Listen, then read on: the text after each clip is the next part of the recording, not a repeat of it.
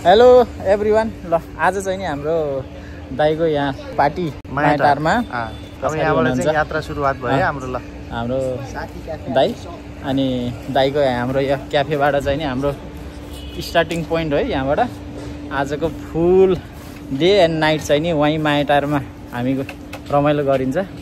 अब हाम्रो यो सानो भ्लगमा चाहिँ नि हजुरहरूलाई एकदम वेलकमको साथमा अब हामी अगाडि बढ्दै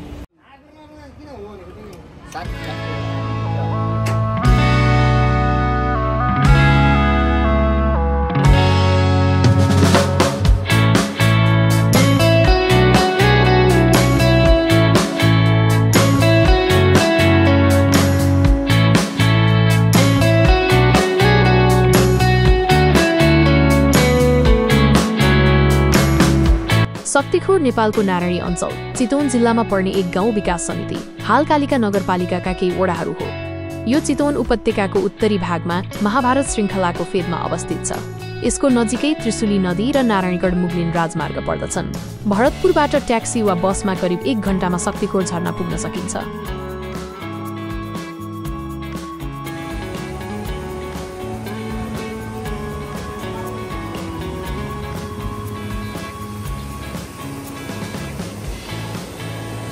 शक्तिखोर झरना शक्तिखोरको एक प्रमुख आकर्षण भनेको शक्तिखोर झरना स्थानीय रूपमा शक्तिखोर झरना हो। यो चितवन जिल्लाको कालिका नगरपालिकामा पर्ने सुन्दर प्राकृतिक झरना हो। घना हरियालीले घेरिएको यो झरना शान्त र मनमोहक वातावरण प्रदान गर्दछ।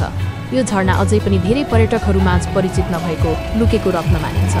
विशेष गरी चितवन राष्ट्रिय निकुञ्ज भ्रमण गर्ने आन्तरिक तथा बाह्य पर्यटकहरू यस झरनामा पनि पुग्ने गर्छन्।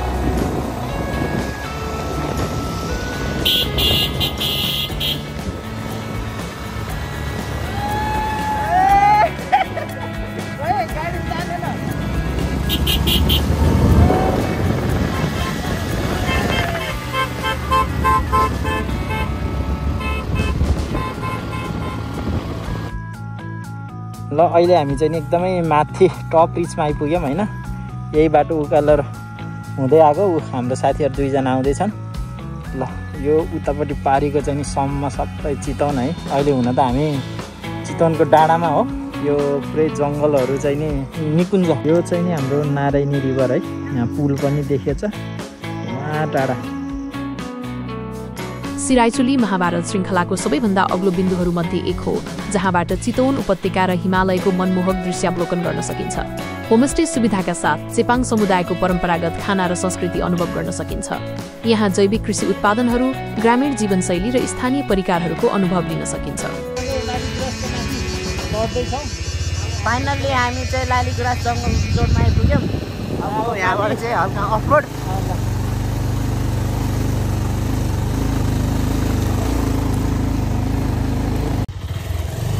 बाटोको हालत यस्तो छ। हामी हिँडेर जाँदैछौँ चक्लाएर चतर चतर पारामा। यहाँसम्मको राइड कस्तो भयो दाइ? एकदम रमाइलो। अब के अरे चितवनको भनौँ न तराई रिजनमा चाहिँ नि 40 डिग्री सेल्सियसको तापक्रममा अहिले हामी यहाँ कतिको छ होला शिव भाइ? एराउन्ड 18 डिग्री छ होला। 18 totally natural AC. Welcome to Laliguras जङ्गल रिजोर्टमा।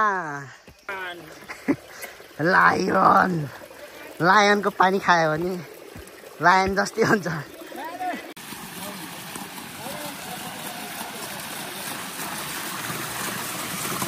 ल गाइज, ल we are in finally in Laliguras resort है। यहाँ हामी लालीगुराँस रिसोर्टमा आइपुग्यो।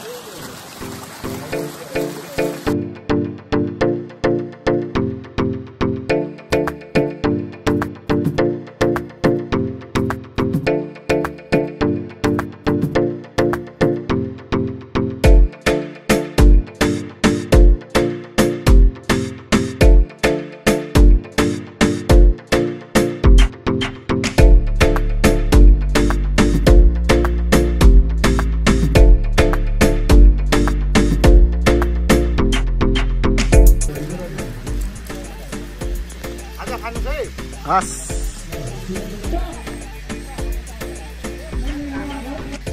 यहाँ नजिक आइदिनु होला गणेशको बोली हो यो चाहिँ म बोल्दिनु मात्रै हो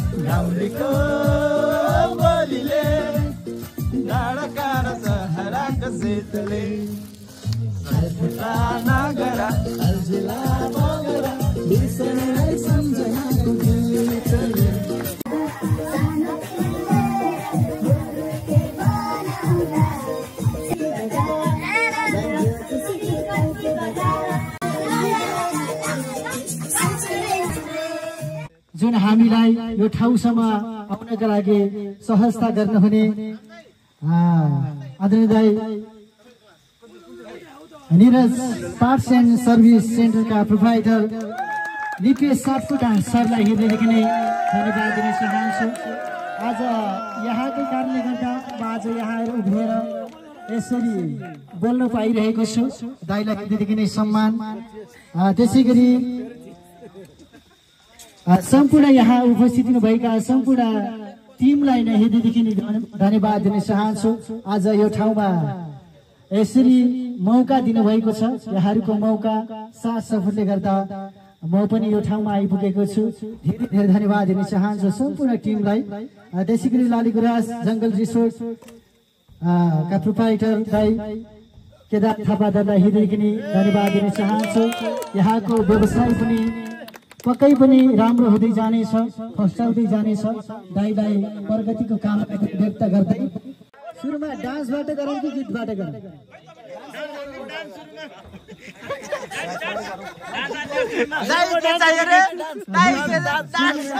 डान्स पछि हामी चाहिँ गीत मार्फत नाचेछौँ है त।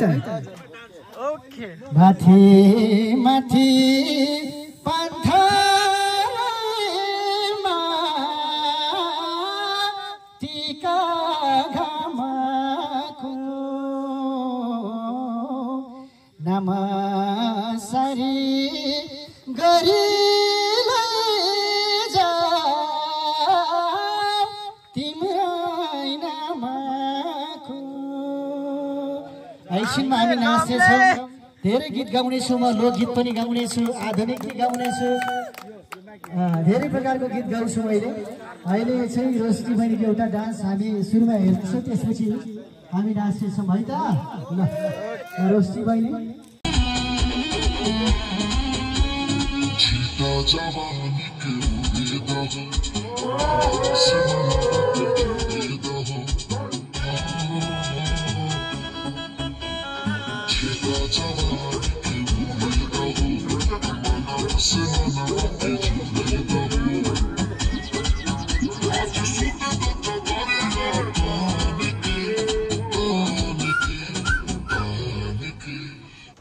कुनै बेला सुन्ने गीत पनि गाउनुपर्छ, कति नाच्ने मात्रै हो कि होइन?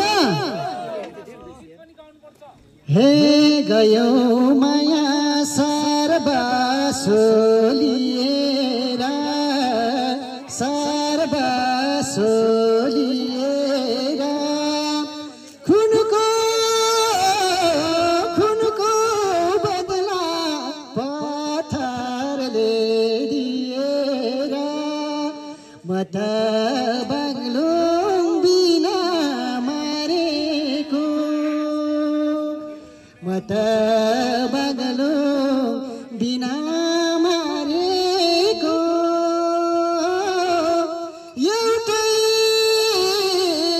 एउटै कुरा सोध्नु छ सानोलाई, मेरो माया किन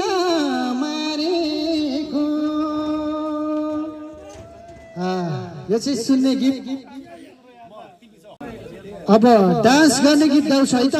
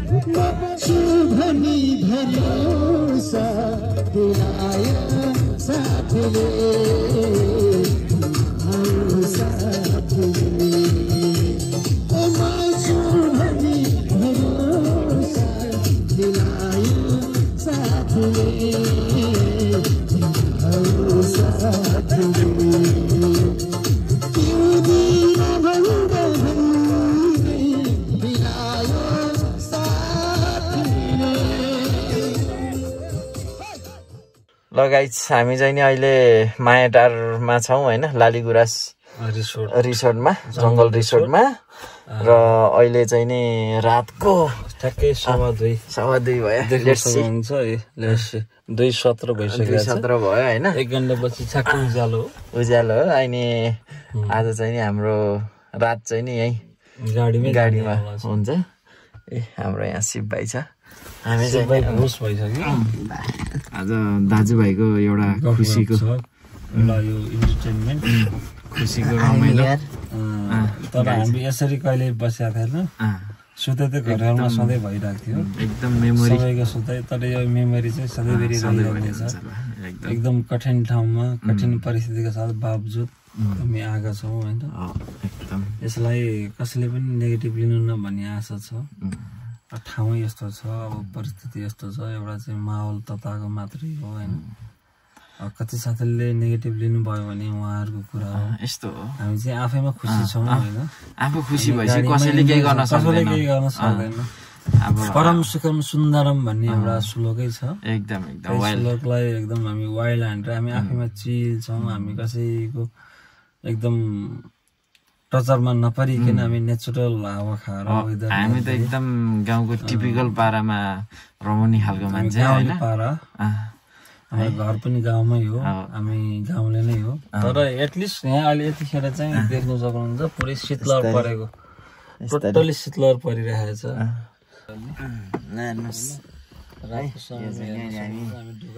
रातमा पानी परिरहेछ सर पानी अनि ढ्याक्क हुस्सु एकदम वाइल्ड ठाउँ हामी यसपछि सदाबर गीत लगाएर हामी लगाइछौँ होइन गाइस अहिलेलाई यति छ हामीलाई निन्द्राले साह्रै खटपट भयो नसुतौँ भन्ने चाहिँ हाम्रो मनले लाग्यो अब यसो पल्टिँदा चाहिँ अब स्कुल कलेज पढ्दाखेरिको गीत यसो युट्युबमा सर्च गरेर डाउनलोड गरेको थिएँ त्यो गीत बहुत मनपर्छ तपाईँलाई पनि मनपर्छ निकै मनपर्छ सायद यो गीत सुनेर कसैको ट्रेजेडी परेको बेला पनि यो गीत त्यो पुरानो गर्लफ्रेन्डलाई सम्झिनुहुन्छ तपाईँले फोन गर्नुहुन्छ होला तर नगर्नुहोस् बिहा भइसक्यो होला सुनौ त्यो गीत कुन रहेछ है ल ओके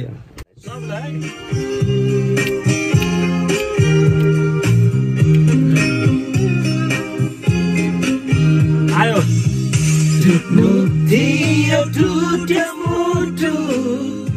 अब जोडिन